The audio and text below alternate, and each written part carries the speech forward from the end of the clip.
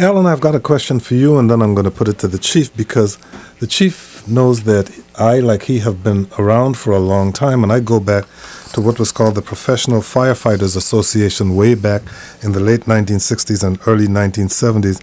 Alan, there has been for decades an undercurrent of race in a lot of the conflict in the fire department. In your coverage so far, have you picked up that undercurrent? And I'd be interested in hearing what you picked up and what your observations are about it. Well, sure. That kind of came to the forefront this week when the chief suspended his spokesman, Lon Walls. Lon Walls, who I've also known for about 30 years. Yeah. And it, just as an aside, I want to ask the chief, does Lon is a national... How come I'm asking you a question and you're responding by asking the chief a question? I just... All right.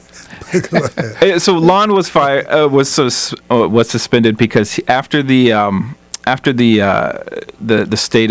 chief speech where they walked out. Oh yes, Lon made the comment. Lon went on Twitter and Facebook and said it was not only disrespectful but blatantly racist.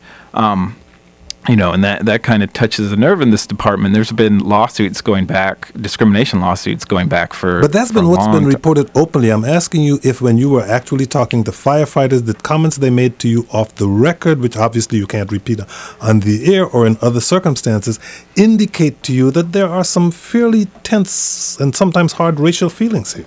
Yeah. I mean, I didn't get any specifics other than yes, that there are, that there's always has been, and that they seem to have simmered up a bit higher than usual, in light of the recent controversies. Events. So, Chief Ellerbe, how do you handle, knowing yourself of that undercurrent, the racial undercurrent for a long time? How do you handle it? How do you negotiate that in a situation like this? Well, I think we have to be very careful when it comes to the issue of race. And that was why Lon was placed on administrative leave, just to give us all time to breathe a minute. We never want to interject race in an area or an environment where you already have some perceived challenges or even hostilities. That just exacerbates the problem.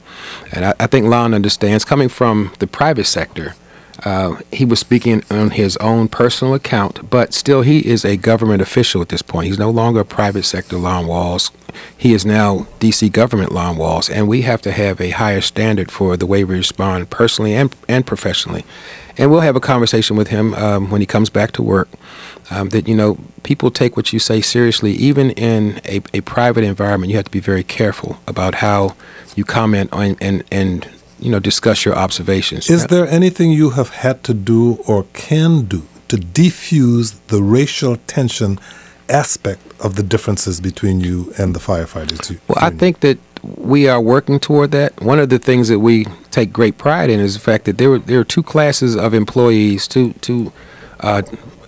training academy classes that had not been paid properly for years.